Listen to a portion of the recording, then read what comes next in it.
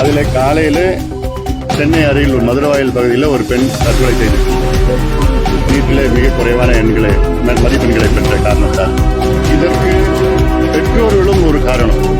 படித்தா டாக்டராக தான் படிக்கணும், இல்லைன்னா படிப்பே இல்லைன்னு அந்த வற்புறுத்தல் காரணமாக தான் இது போன்ற முடிவுகள் எடுத்துக்கொண்டிருக்கிறார்கள். தற்கொலைக்கு ஆளுநர் என்ன பதில் சொல்ல போறாரு? ஒரு பெரிய ஒரு மோசடி ஒன்று. ஒரு மூட்டை நெல்லுக்கு 50 to 60 ரூபாய் லஞ்சமாக பெறுகின்ற ஒரு சூழல், ஒரு அவல நிலை இது. கரும்பு நிலுவைத் தொகையை இந்த டெல்டா மாவட்டங்களில் மட்டும் கிட்டத்தட்ட 1000 கோடி ரூபாய் இருக்கு. விவசாயிக்கு போக வேண்டிய பணம் இந்த டெல்டாவில் மட்டும். இது அரசாங்கம் தலையிட்டு இந்த ஆலைகளிடம் வற்புறுத்தி அதை வீட்டுக்கு கொடுக்க வேண்டும் விவசாயிகளுக்கு. அதில் காலையில் சென்னை அருகில் மதுரவாயல் பகுதியில் ஒரு பெண் தற்கொலை செய்திருக்கிறார். நீட்டில் மிக குறைவான மதிப்பெண்களை பெற்ற காரணத்தால். இதற்கு பெற்றோர்களும் ஒரு காரணம்.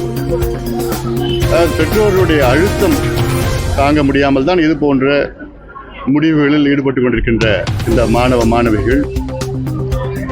இனி என்னுடைய அன்பான ஒரு வேண்டுகோள் மாணவிகளுக்கும் பெற்றோர்களுக்கும், நீட் தேர்வு என்பது ஆண்டுதோறும் வரும். இந்த ஆண்டு இல்லை என்றால் அடுத்த ஆண்டு எழுதி கொள்ளலாம். நிச்சயமாக இது போன்ற முடிவுகள் எடுக்காதீர்கள். தற்கொலை போன்ற முடிவுகள் தயவு செய்து எடுக்காதீர்கள்.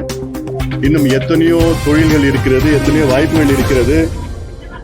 பெற்றோர்களுக்கு என்னுடைய அன்பான ஒரு வேண்டுகோள் தொடர்ந்து கொடுத்துட்டு இருக்கேன். உங்கள் பிள்ளைகளை வற்புறுத்தாதீங்க, கட்டாயப்படுத்தாதீங்க. படித்தா டாக்டராக தான் படிக்கணும், இல்லைன்னா படிப்பே இல்லைன்னு அந்த வற்புறுத்தல் காரணமாக தான் இது போன்ற முடிவுகள் எடுத்துக்கொண்டிருக்கின்றார்கள். அதே போன்ற இந்தியாவில் எந்த மாநிலத்திலும் இவ்வளோ பேர் தற்கொலை செஞ்சுக்கலையே. தற்கொலைக்கு ஆளுநர் என்ன பதில் சொல்ல போறாரு? என்னுடைய கேள்வி ஆளுநருக்கு. இந்த தற்கொலைக்கு காரணம் நீட்டு. அப்போ நீட்டு தேர்வை ரத்து செய்ய மாட்டோம்னு சொல்ற மத்திய அரசு தான் தமிழ்நாட்டின் தற்கொலைக்கு காரணம்னு நான் சொல்றேன். மத்திய அரசு பொறுப்பேற்றுக்கணும், ஆளுநரை பொறுப்பேற்றுக்கணும்.